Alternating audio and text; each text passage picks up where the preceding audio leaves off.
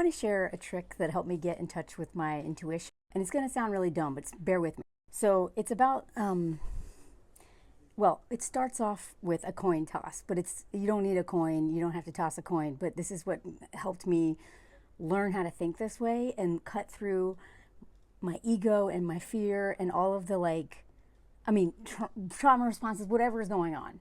All the voices, they're like, I don't know, da, da, da, da, da, like to really get to the core of like what it is I really want to do. So I'm going to tell this through story because I'm a storyteller and that's what I do best. So back when I was in New York and I had moved away from improv, which is where I started off at the UCB, Upright Citizens Brigade, if you don't know what I'm talking about.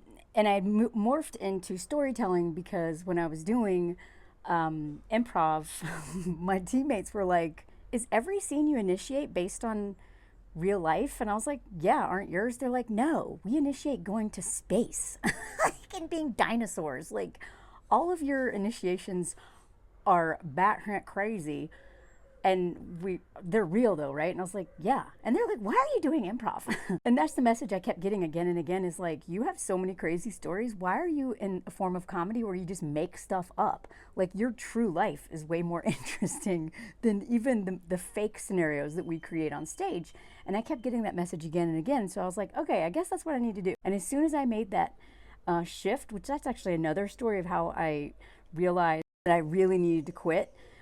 I had been doing my morning pages for a while, which is, if you know what that is, it's The Artist's Way is a really great book that helped me get in touch with my intuition and start taking small actions towards my dream instead of just being like paralyzed by fear and ego and perfectionism and all that crap that does not help at all. And so it had come up in my morning pages again and again that I'm so tired of this improv stuff. It's like not really, like I'm good at it, but I'm not amazing at it, and that's okay, but it's not what I was meant to do. And then I went to improv on a Sunday at like 3 o'clock in the afternoon, went all the way to Manhattan from Queens, 40-minute subway there, did 3 hours of improv, and I was doing terrible. And the coach finally was like, if y'all don't want to be here, then you're free to go. And I was like, oh, yeah, I don't want to be here. And I was like, I don't actually want to be here ever. And I quit that day. And it actually freed my team up to get someone on the group that wanted to be there rather than someone who was there for really codependent reasons. Like, I don't want to let my team down.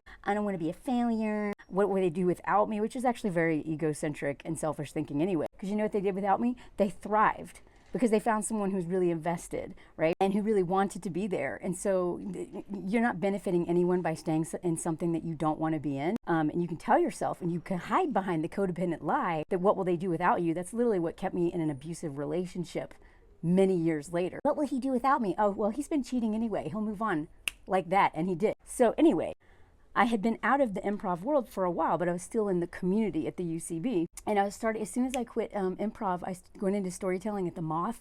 Boom, like one within weeks, and then one again. And I was like, oh, like this is what I'm meant to do. And so because I had quit improv to pursue storytelling, which I was so much better at, I had no reason to take another improv class. I was taking writing classes at the UCB, and I was at the Moth all the time and really perfecting my craft in storytelling and writing. And then this musical improv class came up with Eliza Skinner. I'm going to tag her. She's amazing. She's one of the funniest people I know. And I just really wanted to do it. But it didn't make sense. You know what I mean? It did not make any sense in the trajectory of my career and even my creativity. But I really wanted to do it, and I didn't know why. By the way, if you haven't noticed my shirt, please do. I love it. Found it used for like $2. So anyway, I was just really torn because, I was living in New York, not making much money, barely getting by. And, I think, at the time it was like $500 for an improv class that's 8 weeks. I'm sure it's even more now. But I was probably making like a couple $1,000s a month. So like that was a huge risk. And it didn't make sense, right?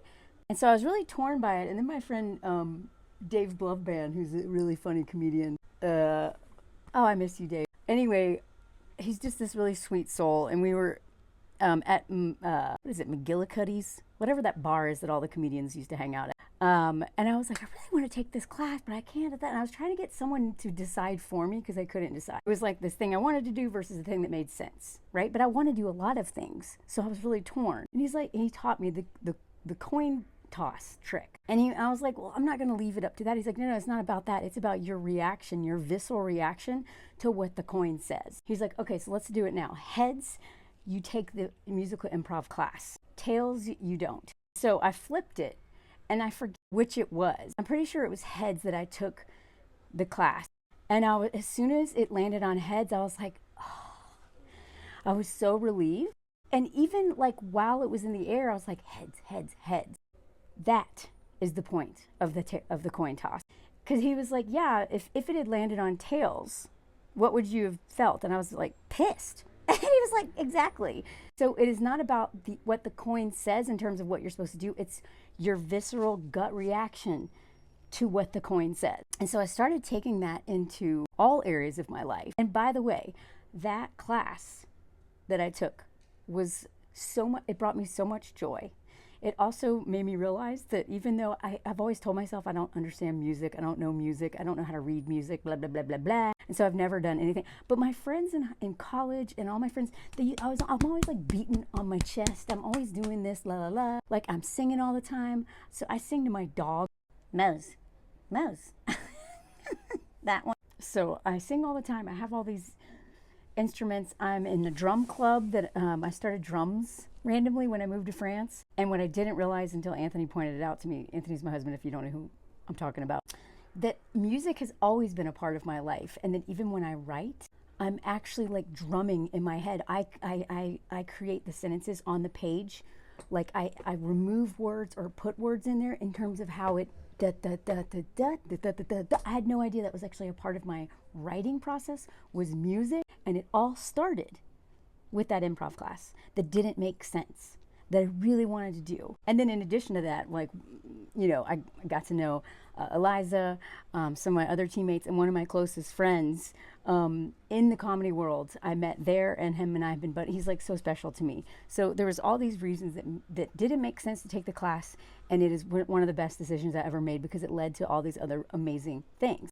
So in terms of the coin toss, I started to see, now again, the resistance to do things is sometimes rooted in fear and ego and past self being like, no, instead of future self that wants the things that are best for you. But in general, when I'm trying to make a decision, a lot of times all I need, and it doesn't have to be a coin, it can be something else. So for instance, when I was in LA and I was trying to find apartments and I had just run away from an abusive relationship and I was very traumatized, and I knew that my sense of home, where I lived, if I had roommates, who those people were, was critical. I did not want to be in another situation where my home was a dangerous place and a place that had drama and made me feel unsafe and on guard and walking on eggshells ever again. And so when I was looking for apartments, there's this one place that made sense on paper.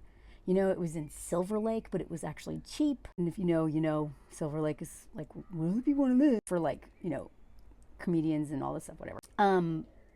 But there's something about it. Something about the woman.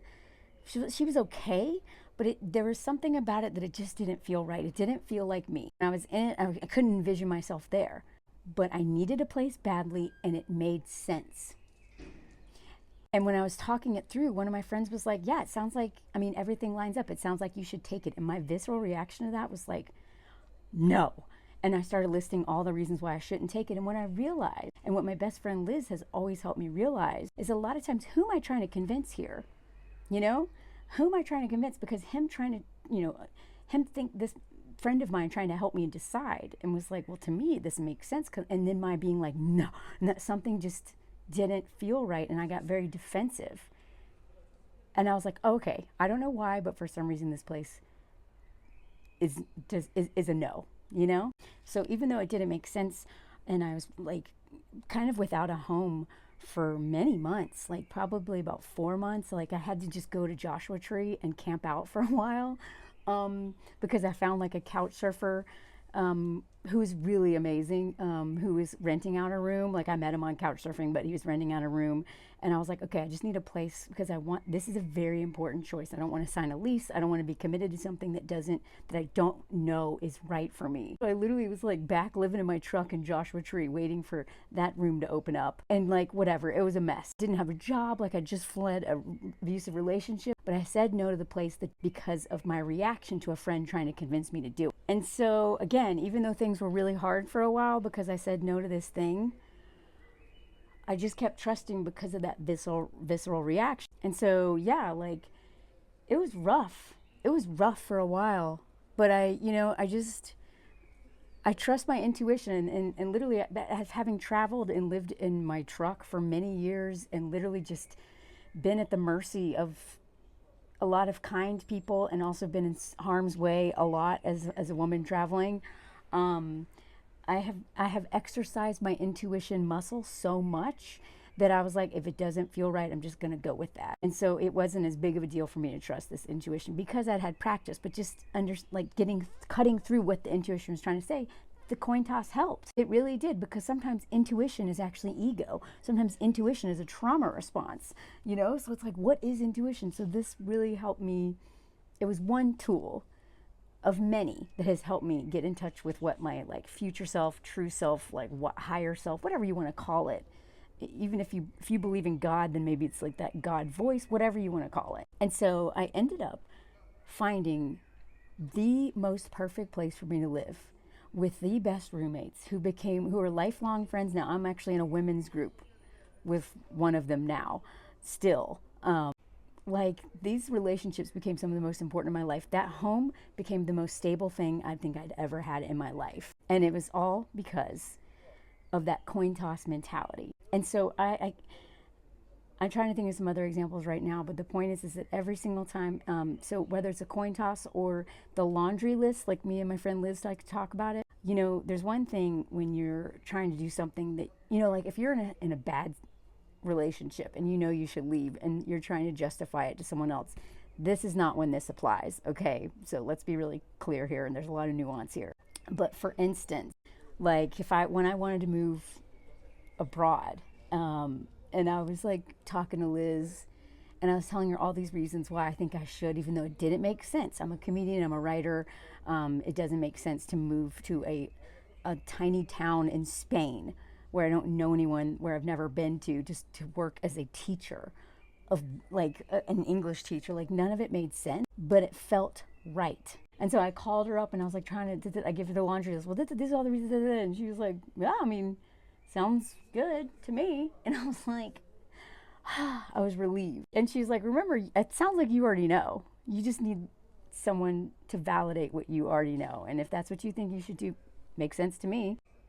So what I'm saying is that sometimes you don't even have to toss a coin sometimes. If you talk to your trusted friend, the person who will give you the truth, not the one who will co-sign the lies you tell yourself, the one who knows you best, who's always looking out for your best interests, whoever that person is that whose judgment you trust, you can do that with them. Whatever they say about something and you know that they usually are right, this is a good practice to do with them. Anyway, I can expand on this if you want, but I know I talk a lot of crap on here about men and domestic violence and all kinds of stuff, but I also want this page to be a place where I give tools of hope and stuff, because, to just talk about how much things suck, but also not give any actions or joy or hope or any of that stuff, I would be doing a huge disservice. So let me know if you want more of this kind of stuff, because I could talk about it forever.